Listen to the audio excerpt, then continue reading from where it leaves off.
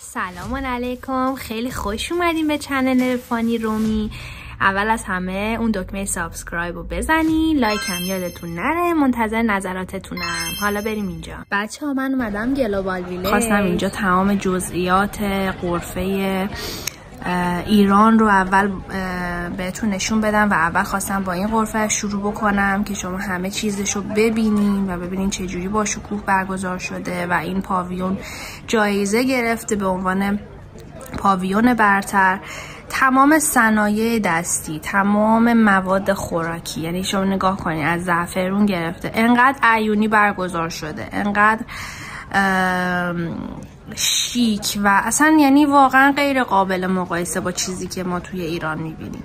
اینجا اصلا توی یک لول دیگه برگزار شده. یعنی اصلا میخوام بهتون بگم که نگاه کنین الان مثلا اینور فرش، تابلوهای فرش رو میبینیم، اینور تمام مواد خوراکی، آب انار، خاکشی، اینور حالا لباسای یه سری لباسای جنوبی رو داشتن میفروختن. اصلا کلا سیگنیچر ایرانیا که فرشاشونه، فرشا که اصلا یه چیز عجیب و غریبی بهتون بگم. اینجا داشتن موزیک زنده میذاشتن، ببینید تمام عربا نشستن و خیلی براشون جالب بود که چه جوری دارن در از این موزیک برگزار میشه. یعنی اصلا به صورت کلی گفتم که خیلی وقت شما رو نگیرم و بیشتر از چیزهایی که خیلی جذاب، مثلا اینجا آب انار ساوه بود.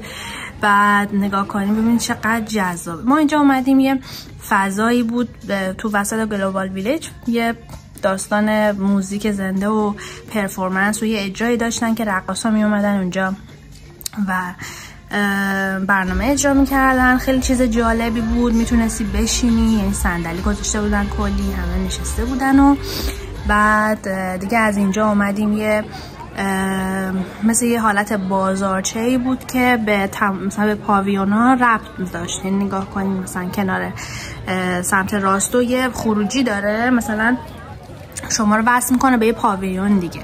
مثلا سمت راستش افغانستانه، میره سمت افغانستان و خیلی جذابه. این ور اصلا نگاه کنی میدونی همش تمام صنایع دستی، چیزایی که سیگنیچر کشورها هستش، تمام سر تا سر این جاده در اصل میدونی رود آف ایژیا، جاده آسیا کاملا میتونی ببینی، از اکسسوریا و تمام مثلا گوشواره و گردنبند و زیورالات و نمیدونم. این ور سمت راستش میبینی تمام کیفای دستدوز فیلیپینی رو میدیدیم که خیلی زده بودش بست آف مانیلا، یه همچین چیزی که توی فیلیپینه. این ورم که به ژاپن ربط داشت. اینا همشون اسمای کشور و شهرهاشون رو میزدن بالای این غرفه هاشون. این غرفه هاییه که در از پاویون نیست دیگه، اومدن مثلا یه سری کشورها اومدن استن گذاشتن. اینجا من وارد غرفه فلسطین شدم، برام جالب بود، گفتم برم ببینم که چی داره در از فلسطین که در از ذهنیتی نداشتم. اینجا نگاه میکنیم تمام فروشنده هاش از سبک پاویون و غرفه ها انگار کاملا میخوره، ولی خب قطعا هر غرفه و هر پاویون یه جور خاصی اومده برگزار شده. اینجا در اصل یه موزیک زنده هم گذاشته بودن. اینجا البته فکر میکنم پاویون عمان باشه بچه ها، عذر میخوام.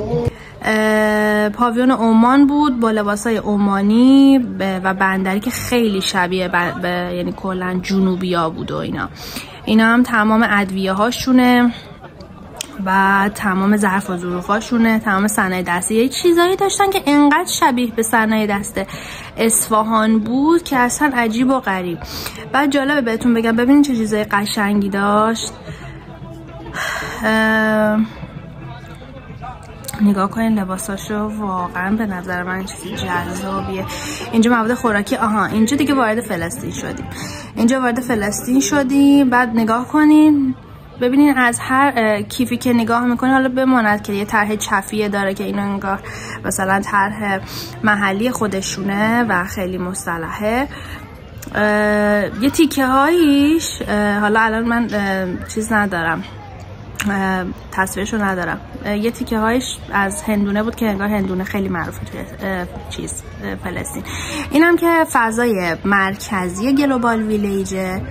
نگاه کنین یه حالت بهش میگفتم فلوتینگ مارکت، یعنی یه مثل بازارچه غذایی میموند که دور این دریاچه بود و یک جورایی غذاهای خیابونیشون محسوب میشد. البته یه جاده دیگه داره به اسم استریت فود مثلا یه همچین چیزی.